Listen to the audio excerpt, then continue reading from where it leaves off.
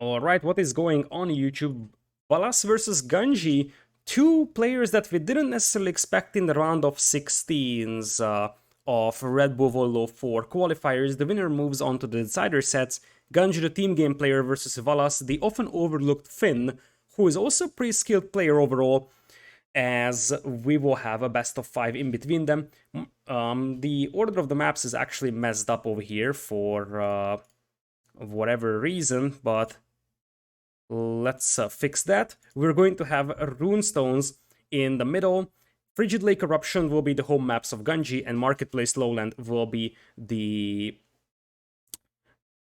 home maps for Valas. We'll have Ethiopians, Magyars, Franks, Bulgarians, Byzantines, and Indians available for Ganji. Berbers, Khmer, Tatars, Burgundians, Goths, and Mayans for Valas over here. And with that being said, let's jump into game number 1. This is also going to be recorded games because they played these, I think, sometime today, maybe. But yeah, these are recorded games shown for first time, so to say. So let us go right into game number 1 over here. So let me get everything set over here, and we will jump into game number 1. Welcome to Runestones. We will have Valas on the right side as Red Bulgarians. The left side will be Ganji as yellow Mayans over here. So Bulgarians is definitely one of the more interesting and unique choices on Runestones over here. And it very much seems like we'll have a Men-at-Arms opening. Now, I'm not necessarily against the Men-at-Arms opening against Mayans, because if you think about that, the Eagles, it would be a great answer to like the early Eagles. So something like Men-at-Arms into Scouts could work nicely here, and the Men-at-Arms could prove like a nice tool to deal with like the early one Archer, and then the Eagles that are also added alongside those, because you see, Eagles could be added here by Ganji, but he's opening with Spearman to deal with this Scout that's so annoying.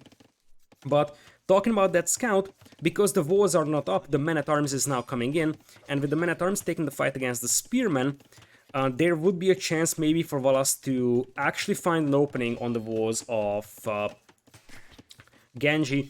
There is no walls coming in for Valas, so he's gonna play wide open, and he's now making skirmishers. So there's a chance we're going to see a super aggressive play here from our red player, as the Men-at-Arms actually break through the walls here, but it's only one Men-at-Arms, and considering that Ganji builds the wall behind this Men-at-Arms, it's just going to be taken down by the archers. That was a nice little trap over there.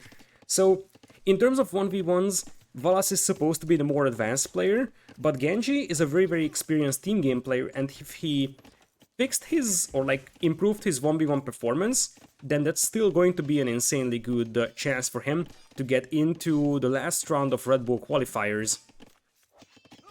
So now we're gonna have just skirms coming in for Valas, but that's, I think, a bad game plan if it's only Men-at-Arms into skirms, because now all Valas has, or all Ganji has to do to deal with this one is just go for Eagles, and he's doing that right now. So going for Eagles will mean that these skirmishers will die relatively easily, even though there is still 2 Men-at-Arms accompanying them. One thing that this opening was able to accomplish is push off Ganji from his berries, but Ganji can in exchange take his deer, and he should be all good. The longevity or like sustainability definitely favors the Mayans in this scenario, so I think that Bulgarians need to be very aggressive over here, otherwise late game Mayans will just absolutely annihilate them. One thing to consider could be Bulgarian cav archers even. It sounds awkward, but the thing is that that could be something with the mobility that actually surprises Mayans a little bit, and considering that Ganji's base is definitely quite small and all the woodlands are exposed, Bulgarian cav archers could work quite nicely at denying woodlines and playing a resource control game. Now let's take a fight over here, as we're gonna have a pretty decent fight over here for Valas. Focuses down the archers with the skirmishers, and he used his Men-at-Arms against the eagles and the spears. So given the circumstances, this was a pretty decent fight overall for a red player. Still, We will have Genji winning this one at the end. But this wasn't a really cost-efficient fight here for Ganji. Both players will be going into Castle Age, but Valas made a crucial mistake. He doesn't have gold miners. Unless he has a market, this is a disaster for Valas. This is a massive blunder. He has the food to click up, but he doesn't have the gold. That is a massive, massive blunder over here. He could click up by now, and he's gonna be beaten to Castle Age by a massive margin because he never sent Vils to gold.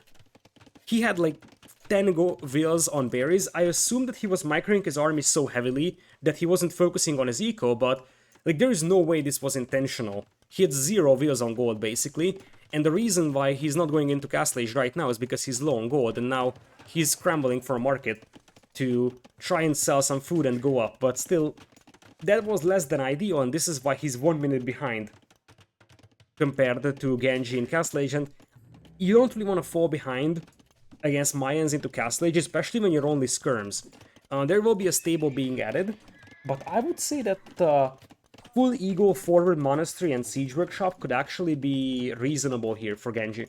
Because at this point, he's gonna beat his opponent into Castle Age. He should have like 10 Eagles, well, maybe not 10, but something like 5, 6, 7 Eagles out if he starts making them right now.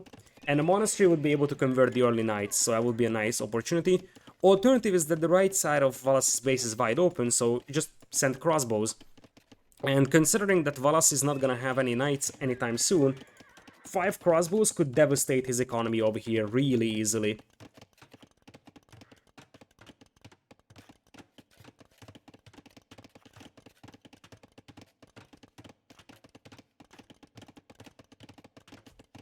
So, Castle Age is in here for Genji, Crossbow, Botkin, and Boso, as you would expect.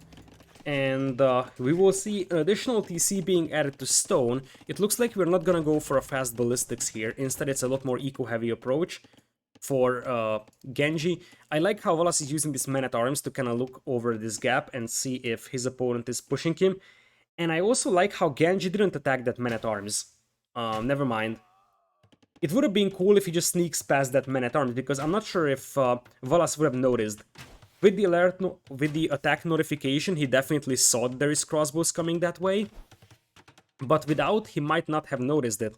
Nice contingency walls here from Valas to save the majority of his base, but he doesn't really have an amazing wood income now.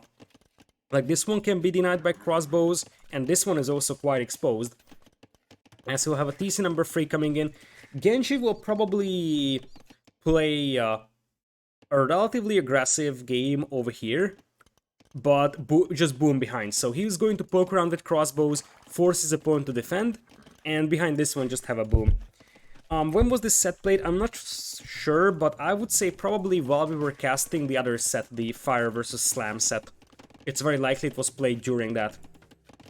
Because originally, the two were scheduled to overlap. So, because of casting reasons, they end up deciding that they shouldn't overlap, but that probably results in Rex being casted for this one. This is a nice cleanup here though, and I have to add that right now Ganji doesn't really have the crossbow numbers to deal with those knights over there, and because he didn't go for ballistics, these crossbows are very underwhelming here. If these guys had ballistics, this would be -3 Vils, and this is something I dislike in Ganji's play here. So, I like how he's poking around with small groups of crossbows and trying to just harass wood lines, but if without ballistics he won't pick off a lot of Vils, and he just lost a group of crossbows here, and there's a chance he will lose a group of crossbows here, so his crossbow numbers are slowly getting ground down over here. Behind this one he already has a 13 villagers lead though, and considering that he's already 6 on stone, I would assume that the defensive castle will come up over here, and eventually he wants to go for plumed archers. He doesn't want to go a lot on crossbows. He just wants to go plumed archers right away, most likely. Anyways, these crossbows stay alive here for a time being, which gives Ganji a chance to go for the wood line once again. What's the actual difference between this and Arabia? Basically, you have a relic in the middle between 2 rune stones. That's it. The idea is that the map has, or the tournament has a Nordic style setting, so Vikings, you know, this northern scene, And because of that, Arabia doesn't really fit the narrative of the tournament. And that's why they had to basically make an Arabia alternative, something that plays just like Arabia, but it's actually not Arabia by name. Now, we are gonna have some Monk defense over here for Ganji. Genji's playing a very, very defensive-focused game, as TC number 3 is coming in for Valas alongside a forward Siege Workshop, but as I said, Ganji is actually very close to dropping his own castle, and he has a 20 villas lead right now. The Knights are poking around over here, but they are really not threatening right now. And I feel like it's very likely that by the time Valas would do anything here with the Siege Workshop push, a castle will be up, so I don't think this is gonna be that impactful. Although, considering that Valas probably sees the stone miners... No, Valas doesn't see the stone miners. Valas has no idea, and I think if this castle goes up, Ganji is in a very, very good spot, because by the time this mangonel pops out, this castle is gonna be at like 80%. Ganji can always jump back into the TC. But this is gonna be a scary moment here for him a little bit. If this castle goes up, he's all good. But as long as it's not up, it's a little bit scarier for him. But it looks like Valas will just disengage. Why is he going back? I have no idea. But it looks like he thought that he can't actually stop that castle. He may have been right. We will never know. But the castle is up, which renders the siege push completely useless right now. And this is the moment, I would say, where Ganji will probably click into Imperial first. He won't even grab Ballistics or Thumbering or whatever. He will go straight into Imperial, and it looks like his greedy play is playing off here. Because this is a super greedy play from Ganji. You see, he's not even making any plumed archers, he stopped making crossbows. So, we're gonna go up to Imperial here, and probably just go plumed archers and then probably just trebs, because the economy for Ganji may not be suitable for like spamming rams as well alongside the plumed archers. And honestly, I think it might be better for Ganji to just open orbs, because he will have just one castle for plumed archer production. Open Arbalest, go for a castle on this hill, for example. That will deny this wood line and give you a chance to mass produce plumed archers on the front line. And it very much seems like Valas will try to push this left side over here, and I like this from Ganji. He's actually going to make some houses here, because this will prevent any rams from running past the TC. And that's a huge thing.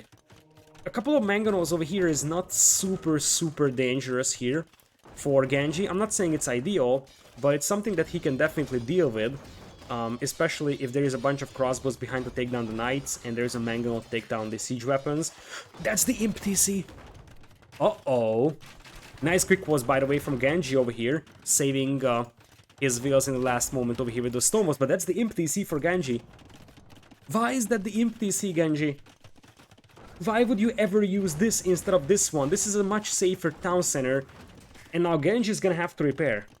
He doesn't have a huge amount of wood in it for repairs, and this is gonna be the longest 1 minute of Ganji's playing career. Now, here's the question. If Valas sees that this TC is being repaired, he may know that that's the Imp TC, and I think Ganji will be able to hold this one, but this could have backfired really badly. If this was not 2 mangonels but 4, this TC would be down by now. Still, nice defense from Ganji, I have to add. So the quick walls were on point, and these knights aren't able to break in. If these quick walls didn't happen here, by the way, I think this TC would be dead. Because the knights would have just run in and killed the villas that are repairing. And now we have Castle Age, or Imperial Age, in for Ganji, as Valas is still poking around those wood lines, but really at this point, I think Ganji is just gonna have to move out with the orbs. He's gonna have to stick a couple of orbs back at home, just to make sure that he can take down the mangonels or the knights if needed. And I just feel like this is one of those games where it seems like we didn't have a lot of fighting overall, and it was just both players booming, but one of them out-booming the opponent and getting into Imperial. Now, here is the deal. It looks like we're gonna have a big fight here in the middle, and Ganji now has Ballistics. He is going to take this fight. He's got Arbalest and Bracer, and look at this, this is beautiful. He's making little obstacles just to make sure that his orbs are able to take a fight here. in a tight space. And while he's missing Thumb Ring, he still has Arbalest and Bracer. And the villagers come in heroes here, because it was so crucial for him to make sure that the knights cannot get a good surround. And that is something that he was able to ensure. Now, his opponent is up to 100 villas as well, but he's still Castle Age, and those Elite Skirms, they do have +2 defense. Now, as I said, Ganji's Arbs are still sort of under-upgraded, if I can say that. He doesn't have Thumb Ring, he doesn't have armor upgrades, missing Chemistry. I'm not saying that these Arbs are awful, especially when they take the hill, but they are not actually as amazing as they could possibly be, and this buys some time for Valas, precious time that could be spent on going into Imperial Age. Still, as I said, it's Imperial Age units versus Castle Age units, and especially now that Genji took a fight with the hill. Oh, the Castle Foundation, if the Knights attacked that foundation immediately, that could have actually gone down, because it was only like one vill or so building it. Nonetheless, we're gonna have a castle on the way here for Genji. A Crepost is coming in as a response, but that Crepost won't do anything here. I think that... Doubt Castle. The Crepost itself wouldn't be able to deny the castle entirely, but the Skirms and the Crepost is actually able to do it. Because the Skirms deny this side and the Crepost denies this side, and guess what? Ganji is gonna have to send more. Now, Genji only has Arbalests here, and despite the fact that, you know, these are Imp Arbalests with Bracer, the Elite Skirms will still take an acceptable fight against them, and Genji is gonna sacrifice a lot to try and get that castle up. Still, as I said, it's gonna go up, and I feel like the problem that Valas is facing right now is that he's forever Castle Age. So, like, Valas is nowhere close to Imperial, and now this castle is up, meaning that there will be traps coming out, probably on this hill, firing down hills on this Crepost, and then you take down this TC. Valas is in a rough spot here, especially with this castle going up as well for Genji. This will secure this side of his base, and I think that with this castle going up, the chances of Valas are basically next to zero. He's gonna try clicking into Imperial, but it's a little too late now.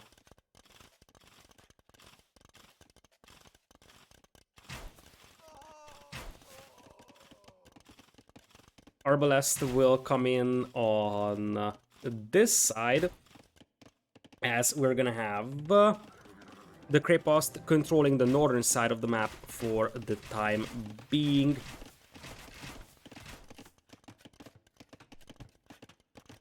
We'll have the Arbalests just now pushing in here, as the Knights are still trying to pop out, but at this point I just feel like that's too late already, so to say. So there is gonna be some Knight counter raids, that's totally true, but by the time they actually start like really materializing, you are gonna have Valas' eco pretty much ruined in here, so he's like forced to do a mass migration and stuff like that. That just feels too much for Valas to handle. Still 1.5 minutes away from Imperial, but you see that like he's full on a scramble mode here. And I feel like an ego switch here from Ganji could also work out really nicely, because an ego switch would pretty much ensure that he's gonna be able to raid consistently, and right now his opponent doesn't have the economy to really go into Knights. Now that was a bad fight over here for Ganji. He actually lost like 15-20 Arbs in this one, and Valas is actually assembling a force of Cavalry over here. Let's see, Eagles... There is still no Eagles here, at least not for now. Valas is still hoping, but it's just going to be basically Stirrups Hussar. I feel like... Well, it's definitely true that Valas is gonna reach Imperial. We're gonna have basically no army for our red player. 150 population against 185. As we're gonna have all the ranges going down now. If all those elite skirms pop out at the same time, they might be able to do something. But there is the ego switch coming in here from Ganji. And as I said, I just feel like Valas is losing hold the ground that he can. Now, his eco is still alive, and that's absolutely true, but I feel like he's gonna need to take one decisive engagement, and even then it seems nearly impossible. You're gonna have stirrups coming in here for Valas, as eventually we will have no GG yet from Valas. No GG whatsoever from our red player. He's losing everything, man. He's losing everything, and it's not like he's actually getting higher in army. So, like, he's still at 11 knights and 7 elite skirms. The knights are missing cavalier upgrade, obviously. They will have stirrups, sure, but that's basically it. So, I'm really not a big fan of this one over here for Valas. I'm not really sure what he's hoping in.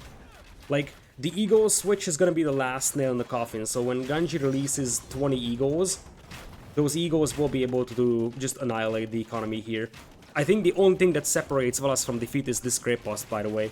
If this Grey Post goes down, the Arbs will just march in here, and that's all the eco lost. I really don't know what Valas thinks or how he's gonna win this game. I mean, he's housed at 130 population. That's it. He's housed at 130 in this one, so he will try to launch a counterattack maybe with the knights, but even then it just seems too much to handle in general.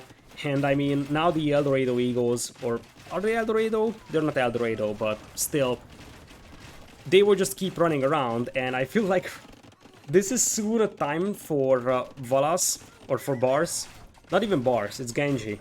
Why did I say Bars? I have no idea, but I mean, Ganji could just type 105 here, because his opponent is dead. I mean, it's knights only, and boom, that's game number 1 in the hands of Ganji. I feel like this game was long over, yet for whatever reason, Valas wasn't quitting on this. Anyways, we're going into game number 2 over here with Lowland. That's going to be the whole map of Valas over here. We're going to have a very decent Tatars pick over here from our yellow player, Genji. And on the other side, we will have Valas as Franks in red. So, on this map, considering that we have Tatars with the Cav Archer possibility versus Franks with, you know, Knights, and so I feel like once the Tatars get to good Cav Archer numbers, the Franks will struggle really badly against them. So Franks basically have no good response to a good Cav Archer blob. So if Genji can get to that, that's already going to be a very rough spot overall. So we are going to have Lowland over here with early walls coming in for our yellow player. Interestingly, Valas decides to go for a Scouts opening, and that is not something that is common because the players are relatively well defendable, so it's oftentimes just basically a fast castle play from the players. In this one, for now, we're gonna have Spearman coming in here as a defense. Nice micro from Valas over here. There's multiple Spearmen out for Ganji, so he knows the importance of being fully walled, but once he's fully walled, the thing is that these scouts investment is gonna be basically a waste from Valas, so to say. So he's not gonna get any benefit from actually having this scouts in here. It's not a big investment, he only went for 3 scouts being added, but still, that's basically food that Ganji didn't have to spend, although Ganji had to make some defensive spearmen, but still. Genji's Goldman here is quite exposed, but the other one is potentially a safe option as well, as we're gonna have double ranges coming in here for him. He's gonna open crossbows, most likely, but he may even send forward the spearmen alongside the archers. Considering that Valas is not fully walled, he might find some success picking off Wills as well. But we are gonna have Wills being sent out to hunt. I like that quite a bit for Genji. Something that we are not actually seeing for Valas up until now. He's going to send out some wheels as well for food. And let's see if he's going to find this hole over here on the right side, because that's not something that he may find. And a hole like this might prove fatal. This would be a disaster for Valas if he doesn't find that. Let's see if he's actually going to pay attention to that, but as things stand, Ganji's massing archers back at home. He's a little too low in terms of gold income, as he's already getting closer to clicking up to Castle Age.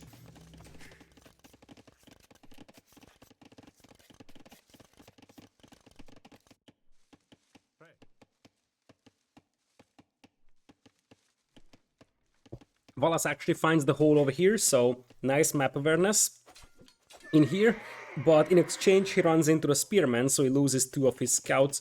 First to Castle Age is going to be Valas, but as I said, once we have the cav archers, that should be a massive advantage overall for Ganji. Now, the scout of Ganji will come in here inside the base of Valas. I doubt it's going to be able to accomplish anything, so it's more about scouting for the resources, because that's the key.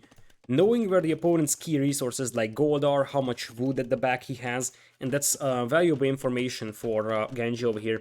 Knowing that, okay, my opponent's gold here is safe, I won't be able to deny that. He's got a lot of wood at the back, I can't deny that either. Those are the pieces of information that are valuable here for Ganji. Ganji may play a defensive game here now that he is falling behind in Castle Age timing, because he's gonna have the Thumb Ring as well, and he can actually hold this hill really nicely. Through that we have no double bit axe at all for either player, and the only reason why I think we have horse color for Valas is because he gets it for free. But other than that, believe it or not, neither of the players actually bothered going for eco upgrades, which is straight Castle Age, and I don't know what that lumber camp was over there. That was an interesting lumber camp. There is no wood line over there. That may have been a bugged lumber camp in the map generation. Anyways, this scout is still looking around, seeing if he can actually do anything. Valas will try to chase it down as well. And we are going to have a decent amount of crossbows in here.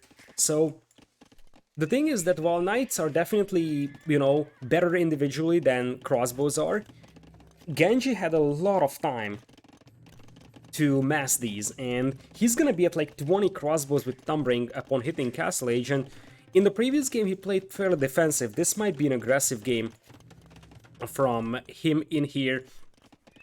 So we're gonna have the knights coming in to push, or are they gonna push? No, they're not gonna push. And we have just a Scorpion chilling inside over here for defense. Ganji will once again play free TCs. This is an interesting game because both players are just literally chilling right now and not even bothering moving out. It seems like Ganji will just sort of go for a crossbow defense into a free TC boom. And funnily enough, the player Valas, who is investing less into his army, just made a couple of knights and a Scorpion, and the knights are having +2 defense, is the one that is going to fall behind in the boom once again. Ganji is playing a very, very greedy game in general, so he's not going... he just clicked Botkin Arrow. Now, it's a decent amount of crossbows still, but they're missing ballistics, which is something that is going to be problematic when it comes to fighting against knights. The spearman is actually going to find this group of cavalry, and it looks like he's just going to suicide itself while attacking that Scorpion. Still, it's not a bad idea to attack the Scorpion, because that's the most dangerous thing to your crossbows overall. Siege Workshop on the way for Ganji is a defense that he's going for a market right now as well. Keep in mind that this Goldman is quite exposed, so he's gonna need a Mangonel to hold those Scorpions. But, oh, Tatar heal bonus, that was huge.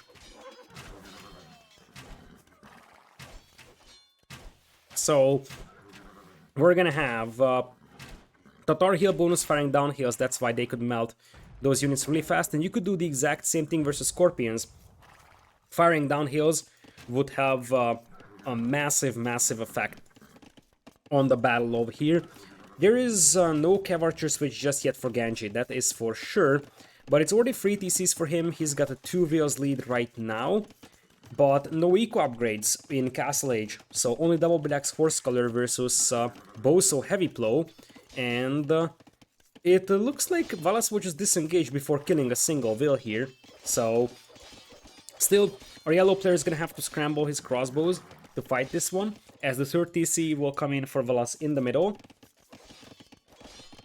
And for the time being, Ganji's boom is gonna be slightly better than that of his opponents, especially because he's getting the extra sheep from the Tatar TCs as well. But eventually, Ganji is gonna have to switch into Cav Archers, and that's a Bis Micro here from Ganji. He's not actually going to be able to protect his Mangonel, still micros away from the Scorpion. Keep in mind that he's still without ballistics. He has Thumb Ring, which helps a tiny bit, as Zora Zilik, thank you so much for the resub, welcome back, I appreciate that. Now with the Repair Villager in, things are getting heated up here for Ganji, and Valas might actually punish him for not being able to, or not adding the appropriate upgrades for his army, because so far Ganji has been playing really greedy in both games. First game, there was no punishment for it. This time there could be. Like, lack of ballistics is something that is obvious here. And now, Genji's under heavy pressure, his crossbow army is pretty battered over here. Less than 30% average condition for these. And he's still not switching into Cav Archers. So, as I said, the Franks don't really have a good answer, especially a good long-term answer for Cav Archers, but you need Cav Archers for this one for Ganji, and that's not something that I'm seeing on the field right now. So, crossbows coming in here to defend. It looks like Genji is not reacting, and that's why he's going to start losing wills. Behind this one, however, this is what Genji is looking at. This is what Genji was looking at right now. He actually found a way into the opponent's base. I think he just ran past the TC right away. Now, it remains to be seen if that was enough, but Genji is a 6-2 villager KD. So, behind this one, Genji now possesses an 8-10 wills lead. The problem is that he's got a lot of idols, and remember, this is the only gold mine he can take, and he cannot move out of his base for additional gold mines. So, Genji is heavily strained on gold right now. It looks like Genji will add the stable, so he's gonna be able to pop out a couple of knights to deal with the mangonels, but it looks like it won't be needed immediately, as the mangonels go down here. Still, Genji's in the need of an expansion to the lowlands, actually, as the map's name suggests. Villager KD is still on his side, and also he's got the overall villager numbers as well. But as things stand, he's unable to access a huge amount of gold. Like, his base has 300 gold left. It's almost an hour never to move out. And he can take this one, or this one. I love how Valas has a knight over here, a house overlooking this one, and he has got his main force over here. So he's pretty much controlling all of those gold mines, and Genji will soon have some gold issues, as now he's switching into Cav Archers. And as I said, this one knight over here is gonna be so frustrating for Ganji.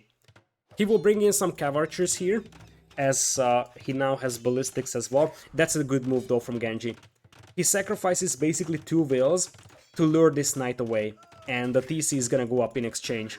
And now we have Cav Archers on the way with ballistics and Thumb Ring, still missing husbandry, bloodlines, and no stone for Ganji, which means he can't repair the TC. That's an issue.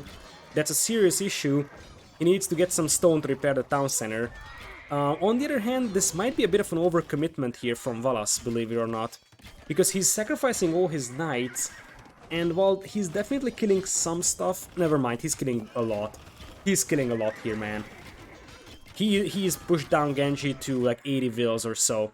Now, Genji is going to try and retaliate, but at this point, this push is exactly how it is supposed to work out. You have to beat Tatars before they get to good Cav Archer numbers. And that's exactly what we're seeing over here. Aggressive siege and knights push before the opponent could get to Cav Archers is exactly the way to go. Genji is in a rough spot over here. I feel like his game plan, like the greedy free TC play with no ballistics, no Cav Archer switch, is just something that backfires really badly. And I think that Valas also saw that in the previous game, but he wasn't able to punish because a castle went up really fast. This time there was no castle to stop the siege push. That was the different, or like the difference between the two games. You had no defensive castle this time for Genji to save him, and that's going to be TC number 2 that potentially falls over here as the Cav Archers now come in. They snipe down one of the Mangonels. Are they gonna take down the second one? Yes, they will. That was a nice one from Ganji to save his base, but now it's a 20 villas lead in the favor of Valas, so he has sort of given himself a big enough advantage so that it's going to be very hard for Valas or for Ganji to overcome this. But keep in mind that, as I said, Franks don't really have a good answer to Cav Archers, and once those Cav Archer numbers start rising, they can be a very efficient trading force on the gold mines over here, and potentially over here as well. So there's a slim chance here for Ganji still. Valas is going to drop a castle though. Valas is going to drop a castle here with the stone that he has, and that's why Franks could work nicely on this map. An early castle drop can potentially deny a lot of resources from your opponent, and here is the castle. And considering that the knights will be around anyways, that's a little bit too ambitious for a castle, but it may still go up. The villas need to be on this side though. Still, knights will dive in, pick off some more villas, but the Cav Archers will be in here for Ganji. This is gonna be an interesting scenario because here's the deal. These Cav Archers will do a lot of damage to the eco of Valas. Like, this will pretty much annihilate all the farming eco that Valas has had. And there is not a lot here to clean this one up with. On the other hand, these villas are also going down, so both sides are losing considerable amounts of villas in here. But believe it or not, I'm starting to feel like this is better for Ganji, because he's hitting the core of his opponent's economy, and you see that Valas' eco is sort of collapsing over here, whereas on the other side, I mean, this castle is going up and this gold mine will be lost. But the question is, who's gonna be able to preserve his army, because I feel like Valas is diving in with his army, but that's almost dead. Okay, the other army is also down, so this is just gonna be mutual annihilation of each other, which means that this will be a very long game where nothing is gonna happen for 20 minutes, because both players lost their entire eco and their army. Still, I like how Valas knows that eventually the villas will have to make a run for the base of Ganji, and he's waiting for them with the knights. Ganji in exchange will have to go for this gold mine, something that Valas will be aware of. Genji is down to 9 Cav Archers though, so he's gonna have to mass Cav Archers and then make a run for his base over here. So, we're gonna have stone walls up for Genji. Still, if this is a relatively even game in terms of economies, currently it's a better economy by far for Valas, so he's ahead by 16 villas and he also has Castle Age upgrades, so Handcart, Bowsaw, Heavy Plow versus Bidaxe, Horse Color, and no wheelbarrow even, so the eco is way better here for Ganji, and because of that, or way better for Valas, what am I talking about? Ganji has a very underwhelming eco, so while unit composition wise, Ganji should have the advantage long term, I just feel like Ganji right now doesn't have the economy to work with. He can still take the hill here though, and that's not something to be overlooked.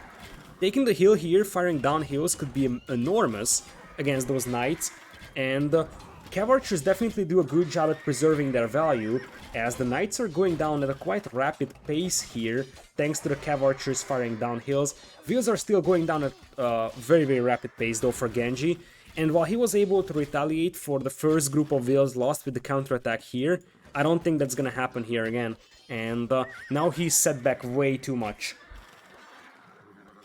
Way too much, so it's a 40 villas lead almost for Valas, and I think Valas can just go for like a Knight and Scorpion spam over here. He's got a Siege Workshop here, which would allow him to push this TC from the hill, but it's more about playing for the gold control game, and Valas actually wants to close this game out, goes for a castle in here, which would pretty much isolate this TC here from the rest of Ganji's base. Ganji's at 4 army, and with that, Valas is going to get this castle up, and Ganji saying that, oh boy, it's over. And we have an even score here. This moves us into the next game, which is going to be on the home map of our yellow player, Ganji. So going into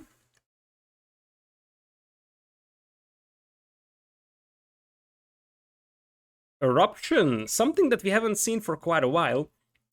We're going to have Valas on the left side as Byzantines, a very popular civilization for this map quite frequently. Other side is Berbers for Ganji. I didn't expect anything else for him. Ganji is a team game player. He knows exactly how Eruption was played in 2v2 events. Either Golden Pit in 2v2 World Cup back in November, or Tupos when we had Eruption as a 2v2 map. It was all about the cavalry player just flooding knights in Castle Age, allowing the archer player to go into an early Imperial, secure a castle on this ridge overlooking the middle, and then just deny the gold from the opponent. And I would say that most likely what we're going to see from Ganji is going to be a very, very knight-heavy play here in Castle Age. So most likely a flood of knights is what I'm expecting here from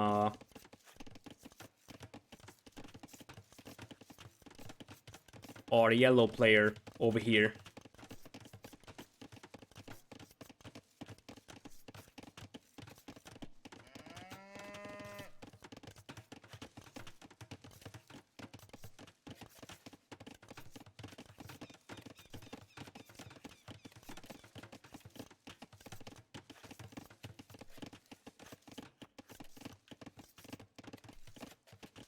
So, we're gonna have PC up on the right side, obviously, from Ganji. He's gonna be fully evolved over here really fast, and he's basically playing a fast castle. Same thing for our red player Valas over here. He's going to use a spearman to look around. The spearman also serves as a unit that could potentially fight incoming scouts, but reality is that this is just a fast castle play here from Ganji. I like, however, that he has actually added the eco upgrade, same thing on the other side. I don't think that, you know, going for a super fast castle here without eco upgrades is something that's worth it. It's probably better to go for the eco upgrades, because you probably want sustainability in Castle Age if you want to flood knights or so. The problem that Berbers are facing is that Byzantines have cheap camels to fight with, so Byzantines will have to go for camels here, and that should probably force the Berber player to go for camels as well.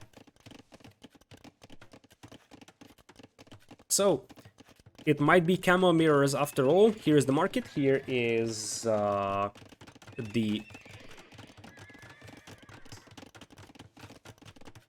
stable, and we are going into Castle Age here for both players in this one. So, let's see what we got. We got a slight advantage for Ganji over here in terms of Castle Age timing, whereas on the other side, we are gonna have double stables as well for camels over here. The gold mines and the stone mines are actually very, very safe for Valas, which will help quite a bit when it comes to saving your key resources. This one is a little bit exposed, and it would have been more ideal if the walls were here and here, because that would protect this gold mine a lot better than, you know, just having these walls over here. Anyways, it looks like we have a couple of spears out, and Valas might actually go for even pikemen over here. So pikeman camel versus just pure camel, that might be superior for Valas over here. So, let's see what we got in this one. Castle Age is in for both in a matter of moments. The main difference is that Ganji went for wheelbarrow, whereas his opponent ended up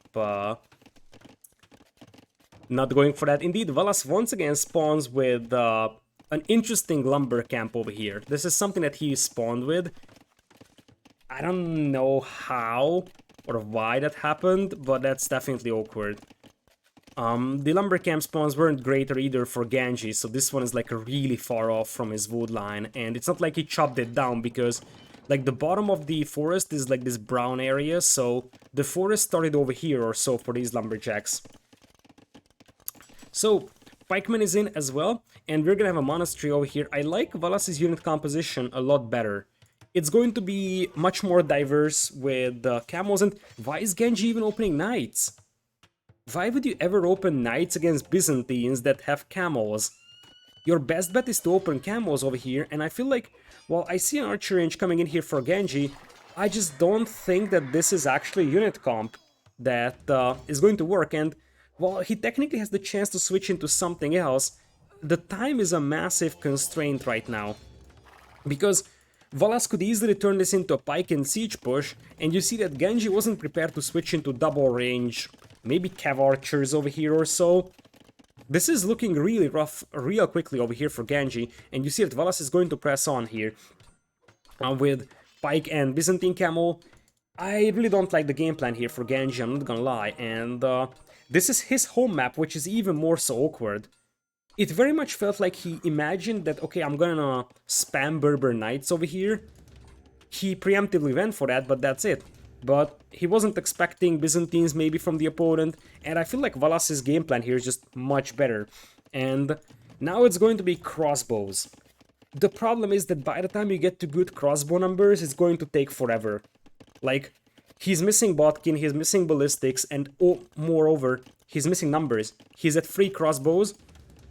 He will soon be pushed by Mangonels, and remember, on Eruption you have a massive hill here. So, basically, this will be an excellent chance for Valas to just always take the hill advantage over here. You should never be able to counterattack Valas over here if Valas consistently keeps making Mangonels. Valas now sees the archer ranges, so he's gonna go for the defense upgrades over here, as we're gonna have one wheel going down. That's already an exposed gold mine for Ganji here, and while the previous 2 games were actually relatively slow-paced, this could be a very, very fast game over here, because the camels are almost through the walls, and Genji's gonna have to go for a siege workshop to defend here. He's still massing crossbows, and he's going to wait for the critical mass to pop them. But I mean, at this point, I think Valas should be able to afford switching into skirmishers though, and the camels dive in. And believe it or not, because these crossbows are even lacking Botkin, they actually struggle against the camels. Like, the camels cleaning up crossbows is not something that you should see, but you're seeing it because even Botkin was missing here for Ganji, and you see that now everyone has to run back into the TC, and there is no gold income for Ganji right now because his other gold mine is here, where a camel is camping. So I like that once again from Valas. He knows that there is 2 gold mines for the opponent, and he's going to take away 1. What I don't like for Valas though is that he could lose his Mangonel here to the Knights. Villager is there to repair, but the Mangonel is still gonna go down. It was very, very sloppy over there. So I guess this buys some time for Ganji over here, but this is still not looking amazing for for Ganji here. At this point, he's gonna have to somehow reclaim this ridge and then launch a counterattack with the crossbows to have any chance at this one, so to say. So yeah, that's basically it. Wood being sold here by Ganji in massive quantities for a bit of a gold, because he struggled to access his gold and he needs some more, as he's not gonna go back to his gold mine. Remember that his other gold mine is also being denied, so the thing is that at this point he's sort of on a timer, in a serious timer to be precise. What I would love to see from Valas is a TC in the middle, because a TC is something that would actually secure him the middle for now, and more importantly, it would deny Ganji from ever moving to the middle until Ganji has like a lot of siege accompanying him. So even if Ganji has a bunch of crossbows, he wouldn't be able to take the middle if there was a TC there. It very much seems like Valas might even think about going into Imperial here with the cheaper Byzantine Imp, as he has the food for it, but his gold count is actually really, really low. So if he adds a little bit more on gold, I think he could have gone Imp earlier, but he's probably playing it safe with +2 defense and additional Mangonels. And guess what? He's got the hill advantage. That's why Eruption is such a cutthroat map. It's extremely hard to push against the hill here in this one. So Valas Coming in with 2 TCs, by the way. Behind all of this, Valas has 2 TCs. And he will probably have a better imp time, 2 TCs. So he's already ahead by 14 vills. He's controlling the middle. He's denying a gold mine from the opponent. Everything is saying Valas for this game so far. So we're gonna have mangonels that could already fire down hills on that archer range if it actually wants to. And I'm somewhat surprised that Valas is this low on gold miners, because if he's not going into Imperial, then it's a mistake that he's floating that much food. But if he wants to go into Imperial, he needs a lot more gold to work with. He's gonna grab heavy plow here even. So it looks like for now Valas is just going to boom. But I think he needs to do something. Either go into Imperial and start mining stone for a castle, or just go stay in Castle Age but then use the food that he has and still start mining stone for a castle. A castle here would pretty much make Ganji unable to push against that hill ever. And the Byzantine castle with 7000 HP on this hill would make it basically impossible for Ganji to get to that gold ever. And look at that, those mangonels are firing up hills, but as I said, it's mangonels firing up hills, which means that they're not actually going to take down those mangonels easily. And this was a great fight here for Ganji, I must say. It was an amazing fight, in fact. He took down the mangonels, saved his TC. He has a couple of wheels in queue, as you may have noticed, and there is a second siege workshop coming in here for Valas, so he really feels the importance of potentially fighting this one, as Ganji tried to move out, but with some knights being mixed in for Ganji, and also some knights for Valas, both players are capable of sniping down siege weapons quite easily. That was a big mangonel shot over there, but the knights will flank the mangonel and will take it down eventually. So, nice micro by Ganji over there, and I just feel like Valas' push sort of stalled out here a little bit, and he seems to be a little bit lost or torn on what to do. He's now mining stone, so that's the first step in the right direction, I believe, as he's making double mangonels, but he needs a lot more gold miners. He's going to make a TC over here, which is an awkward decision. If he picks this relic up, he could make a TC here, which would be way better as a decision, I believe, and the castle's gonna come in for Ganji. So here's the deal, it very much seems like he wants to go for camel archers here, as he's gonna quick wall his veils to prevent those knights from bashing down the builders of this castle. And he's going to reclaim his gold mine. He buys himself some time this way, but behind this one bad mangonel shot for Ganji, and he could be dead. He's fighting up hills with the crossbows. Nice splits though with his crossbows, but still, I mean, that's an overwhelming amount of mangonels that's coming in. And while he actually secured one of his gold mines, this one is still lost, and this has some gold on it, so it's not ideal still. And now his base is once again getting pushed. Mangonels with the hill advantage could take that TC down really fast. So Ganji's army numbers are no longer super duper convincing, although the camels have disappeared from Valas' army. So now camels from Ganji can actually go and take down these mangonels, even though Ganji only has +1/+1 and his opponent has +1/+2. But it doesn't matter in this fight until the camels are targeting the mangonels.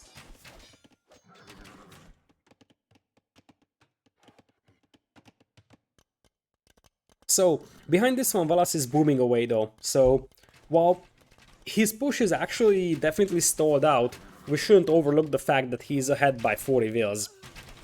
So at this point, it seems like it's just a matter of time. But as I said, something that Valas never did is a castle here. And he could pay the price for this one, because Ganji will. And Ganji will drop a castle on this hill. That's going to deny quite a lot of gold mine. Still, if Valas could have clicked up to Imperial a long time ago. He was floating 700 foot for the entire game almost. But it's going to be an Imperial Age need for him right now. He's gonna get the castle up here, that's the right spot for him, because he will want to trap from this place over here, and he needs Imp. The thing is that bars... Why am I always saying bars? I think I'm saying bars because there was a bars versus Valas set at some point that I casted. Like, I'm not even sure what type of tournament it was, but there was definitely a bars versus Valas set. and Bars always comes into my mind, but nonetheless, what I wanted to say is that Genji is full castle age here, and he's launching a kamikaze attack against that castle over here. But yeah, as I said, in the moment that you see that castle, you have to click up to Imperial and just go for your own traps. This is going to be Byzantine castle, which is extremely hard to take down. Oh yeah, Bars was the teammate of Valas in 2 polls, that's why. And like because of that, I remember now, they didn't have a good team name. So whenever we were talking about their team, we always said Bars and Valas. And that's why I like always associate Valas's name with Bars. Okay, that's why it's actually happening like that. Anyways, even if these camel archers pick off a couple of villas, I don't think it's going to be the case. So it's full castle age. The problem is that the time for full castle age is pretty much gone. So the key thing that Valas will need to pay attention to is not to lose his traps to knights diving in to snipe them. That's the main thing over here. There is technically an opening on his walls. So if there is one way back for Ganji, then Ganji needs to run in those camel archers in here and kill like 50 vills, which seems impossible, to be honest. Ganji is nowhere close to Imperial. So like, in theory, we could have a ram push here maybe from Ganji, but I feel like it's a little too late for that. Like, unless he has 3-4 rams already to push this one, it seems next to impossible to do it. Anyways, that's a nice raid over here from Ganji, but once again, this game feels like it's just too far gone now. So he's still 1 TC, 65 vills. He has to kill like 40 to have any chance. And his camel archer numbers are promising, but the only way he's gonna have camel archers is if he keeps his castles alive. And good luck keeping your castles alive against Byzantines when you're not even in Imperial Age. Yeah, the middle is actually surprisingly peaceful for the amount of castles that you have in the middle here. So you get 4 castles, but it's surprisingly peaceful. It's not like everyone is dying left and right. As, oh, disaster, disaster, disaster for Ganji. Full disaster. By the time he realizes, he's going to lose basically all of his camel archers over here, in here. He's actually very lucky that the Thumb Ring was missing, I think, for Valas, and that's why that fight wasn't more efficient. And there's gonna be heavy camo coming in as well for Valas, so he's gonna have heavy camos to deal with the camel archers, but more importantly, as I said, it's traps all over the place. So Genji could technically sell his wood and try to buy himself up, but I just feel like 68 vills after 30 minutes in an Empire Wars game is not something that is super duper legitimate. And Valas takes game number 3 over here. He's the better 1v1 player, that we know. But in the first game, Genji felt really confident. It looks like Genji's gameplay in the first 2 games was just to sit back and boom. And it surprised Valas in the first game, not so much in the second one. And this map is just not suitable for booming. And I think Valas anticipated Genji's strategy here perfectly. So he was aware of the fact that okay, if it's Berbers, it's probably gonna be a Night Flood or Camo Flood to the middle, and he reacted very nicely. I love the Pikeman move from Valas over here. And we're going back to take a look at the remaining maps and civilizations. So, we had the Berbers as a lose, we had the Tatars as a lose as well for Ganji, Bulgarians was a lose as well, and we had Byzantines as a win, we had the Franks as a win as well, and we had, I think, a Mayans win for Ganji over here. Eruption was won by Valas, and we had the Lowland being won by Valas as well, with Runestones being won by Ganji. So, with that, here is, oh yeah, the score. The score is 2-1, so could be the decider game over here. If Valas wins one more, he's going to move into the decider game. Obviously would be some sort of a career moment for him, so to say, as we will jump into game number 4 over here. The other home map of Ganji, which is gonna be Frigid Lake. He's got Khmer for this map, which is probably the best civilization for this one, but also the most predictable civ. So you are almost guaranteed to see Khmer on this map because of the ability to drop farms here on the outside. So from that perspective, it's a predictable thing. Valas is gonna go for Magyars, which is a surprising civ selection though.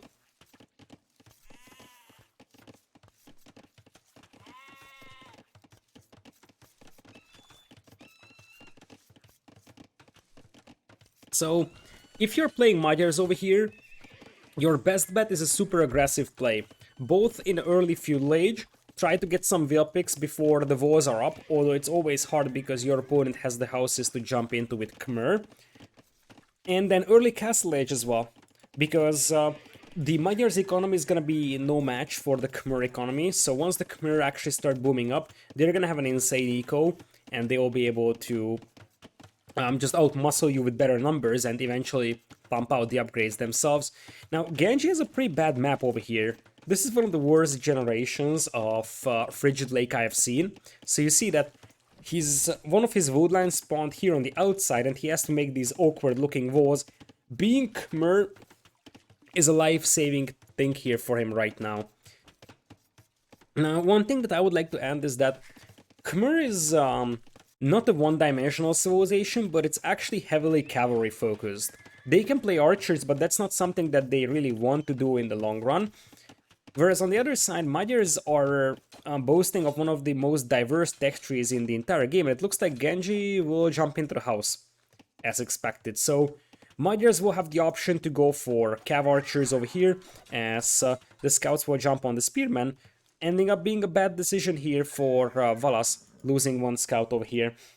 So we'll have walls on the left side for Ganji over here. Right side will also have all the walls. So now you're going to have Valas fully walled on the right side.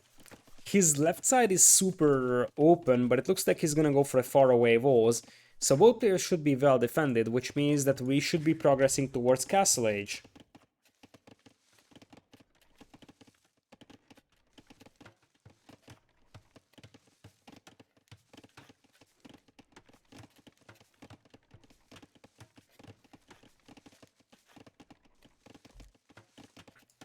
So, we are gonna have, for now, 15 already on food for our yellow player over here, and this is indeed what makes Khmer an extremely good civilization here. You can just spam farms all over the place, and you're also gonna get getter faster than the opponents are.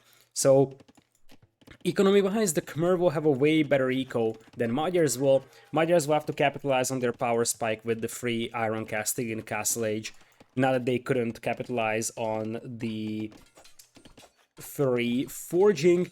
And it looks like the scouts will come in, and how did this even happen for Valas? How did he lose a Veil here? That's beyond me, I must say. He went for the faraway walls, so they weren't actually ready when the scouts arrived, but he had a bunch of spearmen around and a bunch of scouts around, so it was just surprising to see, so to say, that Valas ended up losing a Veil here. Especially if you consider the fact that, as I said, you don't really want to lose Veils with Magyars, because guess what? Your opponent already has the better eco, so losing Veils is just going to make life even worse. As now the scouts go down from Valas, which leaves him with 4 scouts inside his eco that could definitely do some damage, and this will force him to quick wall. And when you force your opponent to quick wall like that, it's always, you know, something that makes some of his eco idle, and another Veil gets picked off. So, very, very nicely done here by Ganji. He's trying to go for isolated Veils, and that's going to be Veil number 3 potentially being picked off. Excellent start here for Ganji. Something that is almost a must-have for him right now after losing 2 in a row and being on a match point of the opponent. He's gonna have the better eco anyways, but being able to pick off 3 Veils is already huge.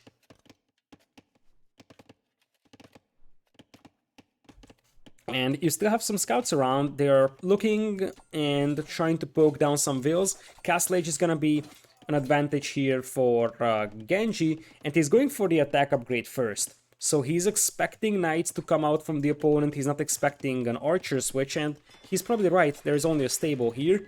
A dock is going to come up here for Valas. We are going to have fishing ships over here. Considering that the middle pond is uncontested, Valas could actually compensate for his lost villas with a nice fishing eco, and that could definitely help quite a bit. The spearman gets a shot on the scout over here for the time being. So Castle Age will be in, and we will have a double stable knights play from Ganji. He should be able to afford 2 more TCs, and I would assume that he will try to do the exact same thing as he did before. Go for like an aggressive, like attack heavy knights play, send the knights forward, try to get through the walls, and boom behind that on free TCs. So for now the scouts are still around and they're being chased down by spearmen. Once Castle Age is in for Valas, he will just send 1 knight to clean this one up. He might not even need that much. Oh, Valas. He's channeling his inner Viper and he's just going to end up trapping that scout in there. Lol. I mean, this scout wouldn't have done much anyways, but still, nice low touch. This Vil is also trapped in here though, so she's not gonna drop off that gold anytime soon until this wall is deleted. So now, fishing ships are in. The good news for Ganji is that he could just say, hey, I'm going to use my knights to destroy these, which would force Valas to send all of them here in the middle of the pond, just like he's doing right now. He's gonna have the opportunity to go for a couple of demo ships though, which would help immensely at, you know, sinking the army of Ganji over here. As Genji is gonna go for free TC boom, as expected over here, not getting the eco upgrades in Castle Age though. Whereas Valas is going to switch into pikemen. Now those pikemen could be pretty lethal early on, because they already have iron casting on them. So Ganji could be in trouble against pikemen. The good news for him is that he has the Khmer Scorpions, and it seems like he's gonna play, as expected, a free TC play. I'm not sure why he didn't delete the Slumber Camp and place the TC over here instead, but whatever. Third TC is coming in as well for Valas, and he also has some fishing eco, plus the ability to go for demos. I'm starting to like Valas' position here a lot better, to be honest. Because, as I said, one good demo ship could actually be devastating. He's behind by 3 villas, but as I said, he's got the fishing eco, he's gonna have 3 TCs, and he will have pikemen as well to fight against the knights. On the other side, it looks like we're just gonna have monks. For Ganji, he went for +1/+1, and he will heal up his knights. Knights in a knight versus, or monks in a knight versus knight fight could easily decide the outcome of an engagement. And because of this, Valas will probably have to disengage from here. Valas loses 1 knight to a conversion, loses a 2nd knight to a conversion as well. This was a very, very bad fight here for Valas. He ends up losing 3 knights for 2 monks. That's not really a good value here for a red player. And remember that 2 knights converted that already have +2 attack is also very nice over here for Ganji. So now, we're just gonna sit back and watch these 2 players boom over here, as Valas is already sending villas to stone. There's a chance he will try to play this one aggressive with the knights and pikemen and go for an early castle, or so, but once again, Ganji could intercept the army of Valas over here. Instead, the 2 armies just decide to pass on each other. And Ganji will probably try to poke around this wall maybe, or potentially wait for an overchop here. Because an overchop here would also be a disaster for our red player. It seems like there's not gonna be Valas with a chance to break in here on the right side. And Ganji, it looks like he comes just a little too early. If he arrives a minute later, then there could have been an overchop here. Now I think Valas saw on the minimap there is some knights coming from the right side, so he paid attention to the overchop.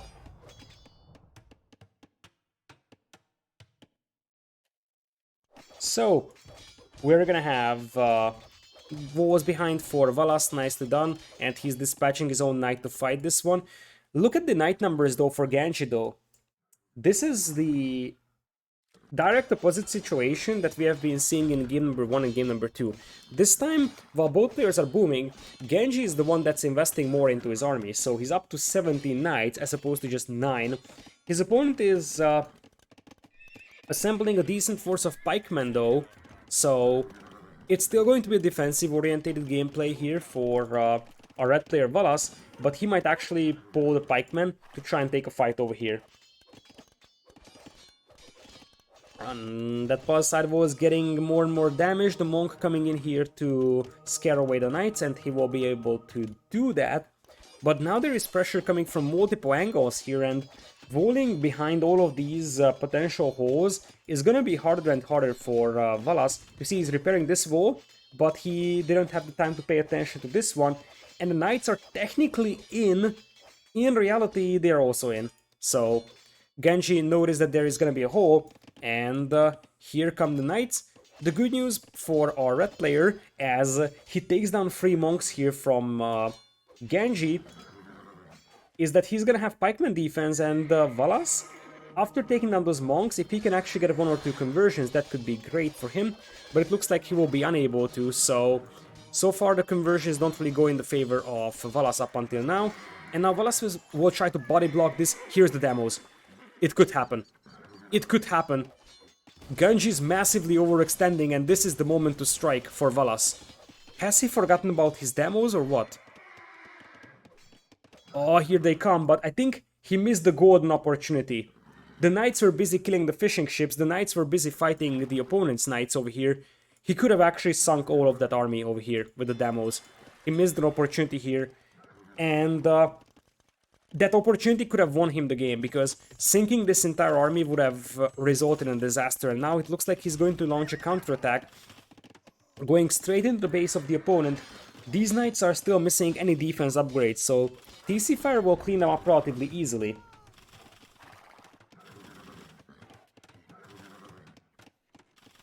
So now crossbow switch coming in here for Ganji, but once again, the crossbow switch in the long run isn't going to pay off, because worst case scenario for Valas, he is going to go for cav archers or so. And honestly, Valas is not killing a lot of vills here. 1, 2, 3, sure, but he's going to lose a lot of knights in exchange. So I'm really unsure if this raid was actually worth it here for Valas, because he's losing his entire army.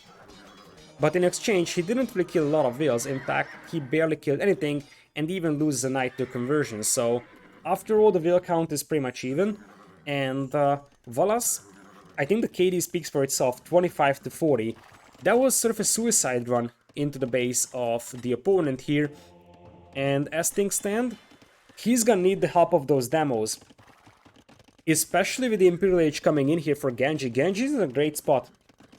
Because right now, I don't think that Valas will be able to push this one just with pikemen, which buys some time for Ganji to get Cavalier and the upgrades, although it's kind of sloppy that Ganji hasn't gotten any other upgrades for the cavalry. I understand he's switching to Arb, but he should still get the upgrades for the cavalry, because he's got a huge mass of cavalry over here. Here come the demos though, as one good demo shot could potentially turn the entire game on its head, so to say. So Ganji just needs to hold this hill, that's all he has to do, and he has this game, I believe.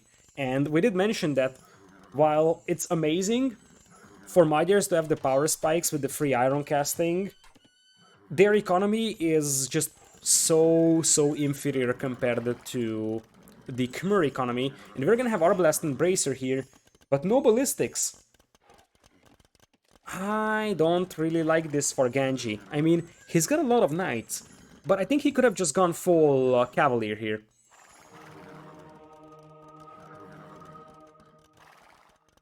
What's the native pronunciation of Magyar?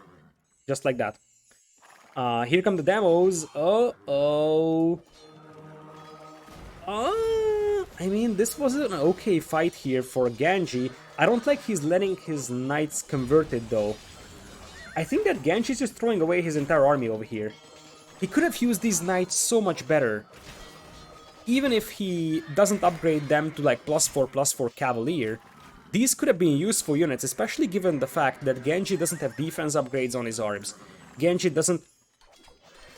What are you doing, my man? What are you doing there in the middle of the battlefield? Run home! So, yeah, these knights were sort of wasted over here. They could have been Cavalier with +2 or even +4 defense. And if they were Cavalier here, they could have been able to just do so much damage with raiding. I feel like 20 plus knights were thrown away in here. Still, that's a group of Arbalest, and Valas is just now clicking into Imperial, and we'll have a forward castle from Ganji, probably a second one as well with 22 on stone. He's still playing with fire over here, not in literal terms, but in like, as an idiom. Because, you know, he's running around the lake with demos on it, but I mean, there is gonna be a castle right in the face of Valas over here, and we could be going into game number 5. After this, Valas is buying stone for himself, so he wants a castle too, but I mean, he's making his castle over here. He's going for full cavalry though. And the thing is that 44 arbs is nice, but if you encounter 25 cavalier with +4 defense, they may be able to do the trick. The problem for Valas is that he won't have Cavalier, he will have Hussar, and Hussar won't be enough here. So, this castle is going up immediately. The bad news for Ganji is that this castle is a little late, so by the time he gets his first trap out, his opponent is gonna be in Imperial as well, but you probably want to drop a second castle, maybe even right over here on this hill.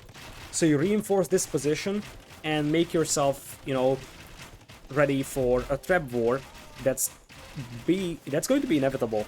There will be a trap war here, and the trap snipe potential will be on the side of Valas, who's gonna have the heavy cavalry here. Now, those are the demo shots that were so much more needed for Valas. He actually has quite a lot of demos here, so Genji has to be careful not to trickle units through the lake, because those demos could definitely sink an army here, as the second castle is coming in. We're going to have the first castle producing traps already. It will be set up on this hill, which is a nice decision from Ganji. Blade Boarding and +4 defense is, well, it does the same thing, but Blade Boarding is coming in for Valas. The problem is that it doesn't have numbers, and Hussar will not stop the Arbalests.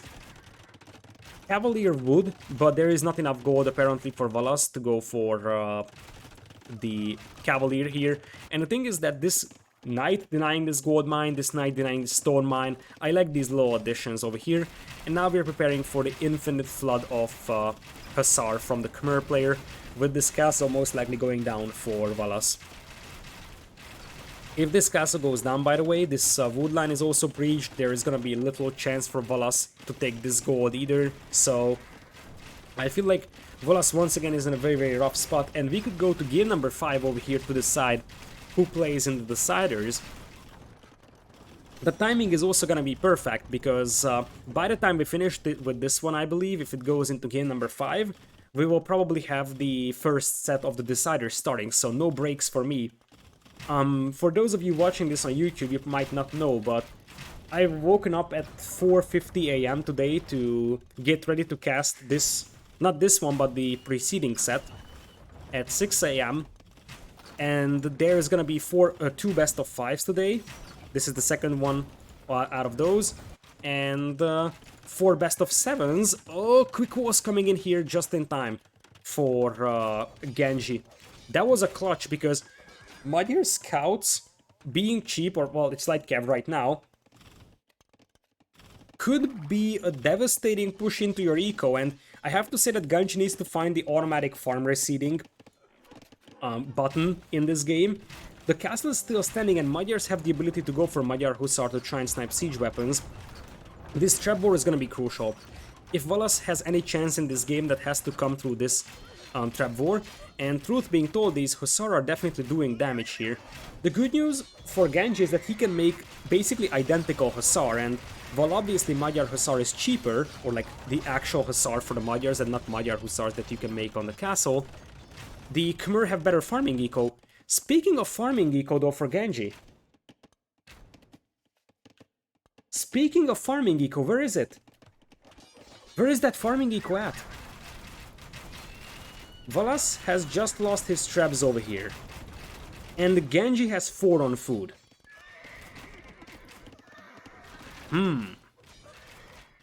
I mean, there is no way that Valas should win this game. But the amount of idle economy for Ganji is overly concerning. And I mean, you can literally spam farms anywhere. Like anywhere. Because you're Khmer. You don't even need to make like fancy farms close to mills, whatever. And he was floating 700 wood. This is why, like late game, automatic farm reseeding can be a lifesaver if you don't have the APM to like consistently make farms over here. Still, Genji's in a way better spot, but one way to throw away a game is to have your economy completely fall apart while you're pushing your opponent, and you see that Valas is expanding quite rapidly to the south, something that we didn't notice. So, while he's holding this castle, he buys himself time to move to the left, and now we have a raid coming in though. The army numbers are still way better for Ganji, it's 75 arbalests. So, it's a very, very slim chance for Valas to raid his way back into this game. But, like, as long as Ganji isn't able to, like, annihilate this economy, there is technically a chance for Valas. Because this light cav group is just going to keep raiding Ganji, and Ganji doesn't have a great eco. He's got 112 wills, because most of his population is army. He's got 77 arbs and a random hand cannon queued up, which absolutely makes no sense, probably just a misclick. This hold here is brutal, by the way, from Valas. He's been holding this castle for so long, and that's extremely crucial. He's pulling all wheels. He knows that this is basically the key to the back of his base, as now there is some more light cavs inside the eco of Ganji. Ganji, by the way, he might want to do some eco upgrades here, because he's still missing even Boso, which in Imperial Age is probably less than ideal.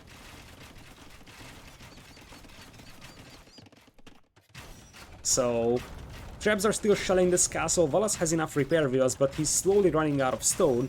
In exchange, the Trebs are going down here, and Ganji seems like he is not really having the speed to look at everything that's happening. So, like, fighting over here, cleaning up the raids inside his base, repairing the Trebs at the same time. His ARB numbers are dropping, and he only has 9 on gold. So, this is actually tricky, because Valas has defensive castles to protect his eco, so the ARBs cannot push very deep in here. Now the castles only have botkin around them, so they don't have amazing range, but truth being told, the castles are still standing. And the economies are still dead even. As I said, under no condition should Ganji lose this one, but minor details like, you know, Valas having the eco upgrades and Ganji not, is actually awkward.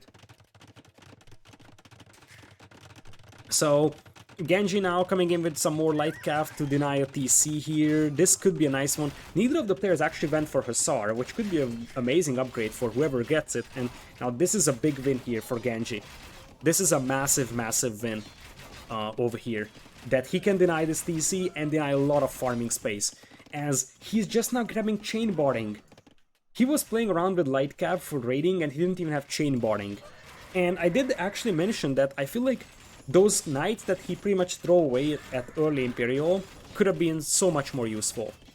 Like, those could have been Cavalier, and that would have been like 30 Cavalier with +4 defense. Obviously, it takes some resources to invest into them, but 30 Cavaliers in Imperial could have been very devastating in early Imp, and once we're getting closer and closer to post-Imperial, the chances of Valas and the chances of the game evening out is gonna be bigger and bigger in this one, as Valas is going to channel his inner Hera with all the light cap spam, and he doesn't have gold, but he's got extremely cheap Hussar from Magyars. He could also go for like actual Magyar Hussar, and guess what?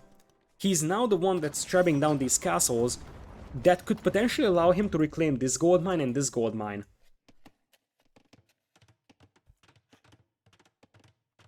So, Valas actually taking over in the score lane, and how disheartening could this be for Ganji? It's match point, you were stomping the opponent here. You had like a 3 minutes imp advantage, you had 2 castles in his face, you took down the first castle, you took down the starting TC, you have 75 arbalests on the field. And then suddenly, the score flips, you drop down to 33 arbalests, and you start to feel that, oh boy, we could be in trouble. Now, Ganji still could make Halberdiers, and Halberdiers here would still be an excellent addition, or just Hussar to raid the opponent's economy, but he needs something that finishes off Valas over here, because moves like this one are unacceptable. Moves like this one can lose you a game, and that's all the Arbalasts going down. Uh-oh. I feel like now Valas is sensing the blood in the water, because wherever we look, Valas is taking good fights left and right. He's going to take down a castle here, because the Hussar will snipe the trap of the opponent, and now it's actually gonna be Hussar, not just Light Cav. And if you look at the army numbers, about 5 minutes ago it was something like 90 army versus 20. Now it's 40 versus 40. And if you look at these Light Cavs from Ganji, they are even missing the attack upgrades.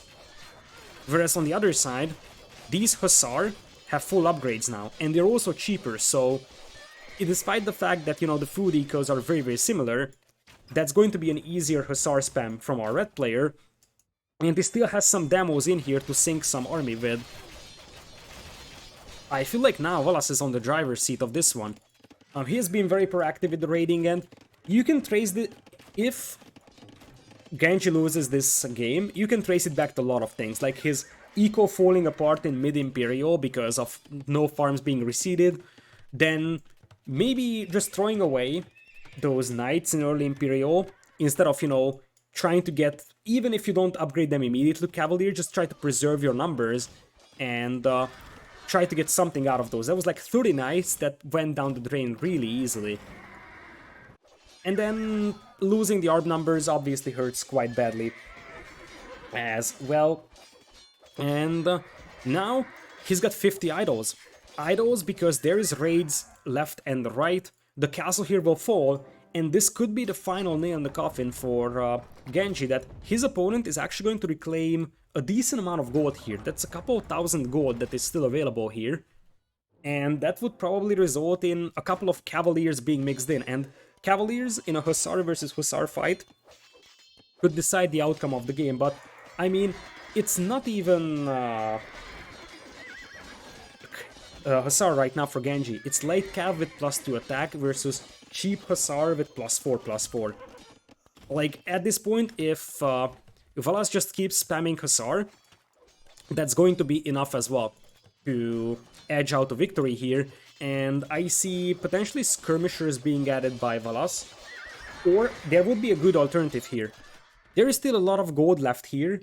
Cav Archers would be a great addition now for Valas, because Cav Archers preserve their value really well, and it would be a great post-Imperial unit. Like you see, in Deathmatch World Cup we have seen so frequently that the player that's able to preserve his Cav Archer numbers is going to win in post-Imp. And as Ganji is going to tap out, wishing good luck to his opponent, and Valas, the Suomi player that no one expected, is actually going to play the Deciders. This is the moment where we have to point out that Max didn't sign up for the tournament. Zupi didn't sign up for a tournament. So alongside Viles, Valas might be the representative of Suomi. Valas didn't have a super clean set. In fact, like, you could see the clear weaknesses overall for Valas.